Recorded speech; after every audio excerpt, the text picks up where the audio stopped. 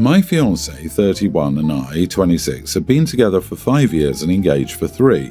We set a wedding date but had to postpone due to other financial responsibilities. We now have set a date for June next year. We had a difficult time finding a venue, so the second we did, we made a deposit and set the date in stone. The date is the biggest issue for my family. So for context, my family is extremely religious. I grew up in the religion, and the second I turned 18, I left it. I live in the same town as my family and do not want to cut all ties, so I try to respect their beliefs as much as I can. They're against things like all jewellery, even wedding bands, strapless dresses and anything immodest and so on. Dancing, music and alcohol are also evil to them, basically all aspects of a wedding reception. I have even had emotional moments knowing that I will never have a father-daughter dance because my dad is so against it. Anyway, due to our schedule and many of our guests' schedules, our wedding will be on Saturday, which is my family's religious day. I've also paid the venue extra to reserve Sunday for clean-up so people can return to work by Monday. I've gotten grief about this from all of my family, including my sisters, because they feel that this is breaking their religious day. This has been very irritating, and one sister has been manipulative about it, but I got through it and thought they accepted it. Well, that was not at all the case. I will also point out that our wedding is entirely on my fiancée and me financially, and it's possible but definitely a strain. I got the invitations made and sent and received a text from my father. He asked, "Is there any way I could get you to change the date to Sunday?" I responded, "I'm sorry, but no," to which he replied, "Even for $2,000? I took this extremely offensively at first, like he was bribing me to change my wedding day, that he's able and willing to help financially but only if it aligns with him. After cooling down, I responded diplomatically, telling him that I'd already paid for the venue and that this wouldn't be possible. I also explained that I understand my family's beliefs. I know that they will not be able to help with setup or anything and will be there only for the ceremony, as I expect them to leave before the reception. I also told him that he could give a financial gift at any time for our wedding or honeymoon using the funds I'd set up. Quite honestly, I don't want any of my family at the reception because they will be uncomfortable and judging everyone the entire time. So, am I the idiot for turning down $2,000? It would help immensely. Should my family be welcome at my reception? Should I disinvite them all altogether? Dancing and jewellery are sinful, but bribery is fine. LMAO. You made the morally righteous decision. Don't let their hypocrisy sour your wedding. Not the idiot. You were right to refuse, and you were right to plan the wedding that you wanted. Maybe your dad is out of touch. I assume a seventh-day wedding was about $2,000 back when he got married. It may not have been a bribe. It may have been a genuine attempt to cover the costs of moving the wedding. My own family is very secular, but my parents have no earthly clue what things cost these days, and I can see them making a mistake like that with good intentions. Not saying your dad definitely isn't awful, just saying there's a possible interpretation where he is a good guy who is woefully out of touch. So your parents don't pay the bills? The thing OP's parents did is bribery, no matter how anyone spins it. It's kind of disgusting that your family has strict beliefs which can be bought out for $2,000. Have whatever wedding you want. If your family refuses to attend, that's on them. I come from a place where a wedding can stretch for a few days. So here's a hot, unpopular take. You've already reserved the venue for the Saturday and Sunday. Have the dancing part reception on a Saturday, but ask your dad to use that $2,000 to hire a cleaning person and set up a simple buffet-style brunch on Sunday for the rest of the family. Booze isn't allowed anyway, so it won't be expensive. That way you can have the party you want, and your religious folks can also celebrate your nuptials. Whatever you decide, it seems like you're not interested in having your family around. But grudges over this type of exclusion last long, and life has a way of making you need your family for support at some point. Is it really a hill you want to die on? Either way, it's up to you, and you're not an idiot for wanting your day your way. Good luck and congratulations. I, 25 female, recently won $50,000 from a scratch-off lottery ticket. It's the first time I've ever won anything big, and I was over the moon. My boyfriend, 27, and I have been dating for about 2 years, and while we don't live together, we've talked about taking the next step soon. He was initially excited when I told him about my win, but then he started joking about how he'd spend it. At first, it was light-hearted stuff like we'd buy a fancy new gaming setup, or finally upgrade my car. But as the night went on, his jokes got a little more serious. He said, "I guess I don't have to save for that trip to Europe anymore. Your treat." And finally, you can help me pay off some of my credit card debt. I laughed it off initially, but he kept talking about bigger things, like putting down a payment on a house together, all with my winnings. It rubbed me the wrong way, especially since we haven't even had serious conversations about combining finances. When I told him I planned to save most of it for myself, maybe invest or use it to pay off some of my student loans, he got angry and said I was selfish. He said that couples share everything and that it was our win, not just mine, because he supported me through a lot. The thing is, I bought the ticket with my own money, scratched it myself, and never promised to share it. He's now calling me greedy and distant, saying this shows I'm not serious about our relationship. Am I the idiot for not wanting to share my lottery winnings with him? So let me get this straight. You scratched the ticket, won the cash, and suddenly your boyfriend thinks he's Jeff Bezos with your money?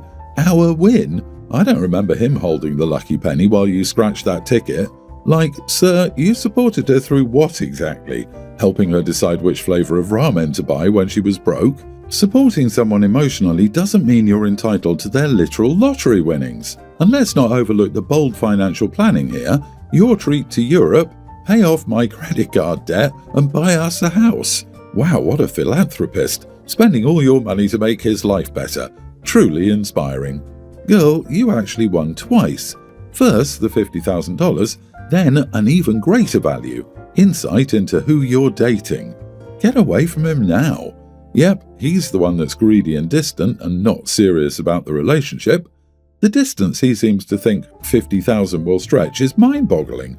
A new car, a house, an international vacation, and still enough money to pay off credit card debt? I'm beginning to see why he has credit card debt. The dude is financially illiterate. She needs to leave him and find someone who knows what a committed relationship looks like. I, female 28, have been in a relationship with my boyfriend, 28, for almost 4 years. At the beginning of our relationship, he very honestly told me that he had a friend with benefits way before me and that now he's just a friend with her. He also told me at the beginning, because they were working together, that she cheated on her boyfriend at that time with one of their colleagues. Since then, I admit I didn't like her. He's currently working on his thesis to obtain his PhD, and 1 year after him, she also applied to get her PhD. They work together in the same faculty and exchange lots of texts about work, but also personal life. During those last few months, he told me about some things that I didn't like. Example, they have a tradition every Wednesday when they work at the library to eat burgers together. They play together some video games. They sometimes go out to grab a drink after work. She also told him that if he was planning to marry and have a baby without telling her, she'll be hurt, and other things. I told him I didn't like her because of what she did to her ex, and in response he told me that nothing was going on and she was just a colleague. I told him the whole situation was weird because of their mutual past. He also told me she wanted to come to his birthday in 2 weeks. When I told him that I wasn't sure about it, he replied that he kept her in his entourage only for her network. I told him that I felt like she didn't respect me and crossed a lot of boundaries. I don't care if they're friends, but I ask for some respect for my relationship and myself. I also feel very guilty because I snooped in his phone only to see the nature of their texts, and saw that they send each other some pictures of themselves going to the gym or their vacation, or simple pictures of themselves, sending some heart emojis and her calling him some nicknames like handsome.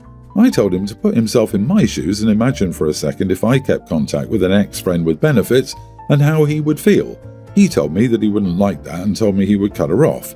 Then 2 days later, he told me he had a conversation with her about my fears and worries. She apparently told him she understood, and he asked me to talk with her to change my mind about her and to consider allowing her to come to his birthday. So, am I the idiot to tell him I don't want her at his birthday, where every one of his friends knows that they had a history? Your boyfriend is an evil genius. He's gaslighting you under the guise of being an honest partner. By revealing everything about his past with that woman, he thinks he's morally in the clear. Honestly, I totally get why you feel uncomfortable. It's one thing to have an ex or a past fling as a friend, but it sounds like this situation is crossing boundaries, especially with how she's still acting so close to him. Your feelings are valid, and it's not about controlling who he hangs out with, but about respecting your relationship. You're not the idiot. Also, why is he running to tell her your relationship business? He can't respect your relationship. Look, you shouldn't have looked at his phone. Maybe that makes it everyone's the idiot here, but her nicknaming him handsome and sending gym pics is so unacceptable. So your instincts were right, and I really can't blame you for snooping. It's clearly flirting, especially since they've hooked up before. Stick to your guns here. He shouldn't be making you feel bad for having very normal boundaries. More importantly, he shouldn't be engaging in or allowing overt flirting over text with this girl. I'm amazed you're so calm about it. I'd be livid.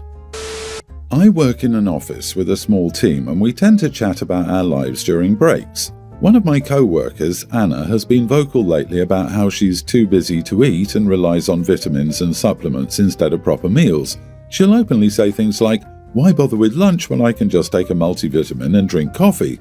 At first, I didn't think much of it because everyone's eating habits are their own business. But lately, I've noticed that Anna looks absolutely drained. She's been complaining about feeling tired, having constant headaches, and struggling to focus during meetings. It was starting to worry me. During one break, Anna mentioned skipping breakfast and lunch again because vitamins cover everything anyway. I casually said something like, vitamins can't really replace actual food, right?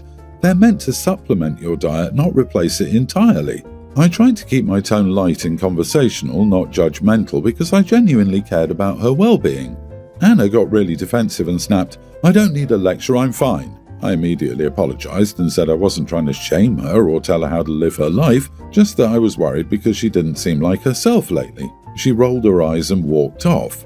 Later, another co-worker pulled me aside and said they were worried about Anna too, but didn't want to say anything because she's sensitive about her habits. This made me feel a bit better, but I still wonder if I overstepped. To add context, Anna and I aren't super close, but friendly. I honestly wasn't trying to criticize her. I've struggled with unhealthy habits in the past, and I know how easy it is to fall into a pattern when life gets busy. I thought I was helping by gently pointing it out, but now I feel like I might have embarrassed her. I mentioned the situation to a friend and they said I was being judgy and acting like I knew better than Anna about her health. But another friend said I did the right thing because it's important to speak up when you see someone potentially harming themselves, even if they don't want to hear it. So, am I the idiot? Should I have just stayed quiet and minded my own business, or was it okay to say something out of concern? Edit, Anna is the youngest in our office, she's 18, and the next youngest is 26. Not the idiot. Unsolicited comments on people's food? No, never do that. Correcting them when they say banana pants untrue crap in the office? Yes, do. If Anna is sensitive about her habits, maybe she should stop bringing them up. Vitamins do not cover everything. If people hear her saying this and no one ever says anything to refute it, they may actually believe her. She needs to at least be drinking protein shakes if she isn't going to eat. Our bodies require protein. Her brain is going to atrophy, and she's going to be very ill if she doesn't correct this behavior. We will consume ourselves if we can't get enough protein. You can't just drink coffee and expect to be healthy. That's ridiculous. She can drink a protein shake if she has time to drink coffee. Anna clearly has a disorder, or if this is very recent, perhaps she has an important event coming up and an outfit she wants to fit into. I don't think you were wrong to respond to what she said with a calm correction. It is important to actually eat, consume calories and protein and all of that. The fact that she was so defensive about it and that your co-workers are also noticing her non-eating habits and are concerned about her proves that nobody is buying what she's selling.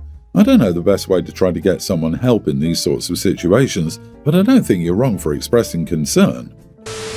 I, male 43, have been married to my wife for 15 years, together for 18 years. She's 42 and a stay-at-home mom. We have 2 teenage sons. My wife is generally a kind, empathetic and sweet woman. We divide household chores equally. Our only issue is her growing extreme love for Taylor Swift. She's been a fan for many years, which was fine because she simply appreciated her as an artist. However, over time this has changed. For example, she planned a girls' trip from Toronto, where we lived, to Germany because, at the time, there were no Canadian concerts scheduled. She spent a significant amount on merchandise and outfits for the 2-night concert. I figured she never asked for much and deserves to splurge once in a while, so I supported her. When Taylor Swift later announced her Canadian tour, my wife cried and sobbed because she couldn't get tickets. Eventually, her cousin managed to secure tickets for her at a highly inflated price. She bought a new outfit, and yes, I'm not kidding, she said, "But Daddy, I love his skirt." And she made over 100 bracelets to exchange with other Swifties. She was upset again for attending the Toronto concert because she couldn't get tickets to the Vancouver show. I'll admit I was a little relieved. The other day I came home and realised she decorated the Christmas tree entirely with Taylor Swift-themed ornaments. She even replaced the star on top with a cardboard cutout of Taylor Swift. She asked me what I thought, and I told her honestly that it was cringy and embarrassing. I asked, "Why are you turning an artist into a god? Why can't you just enjoy her as an artist?" She got furious and said I was ignorant and backward, claiming that Taylor Swift is changing the world, treats her staff well, and is the best role model ever. I rolled my eyes and replied, "Then why did you ask for my opinion?"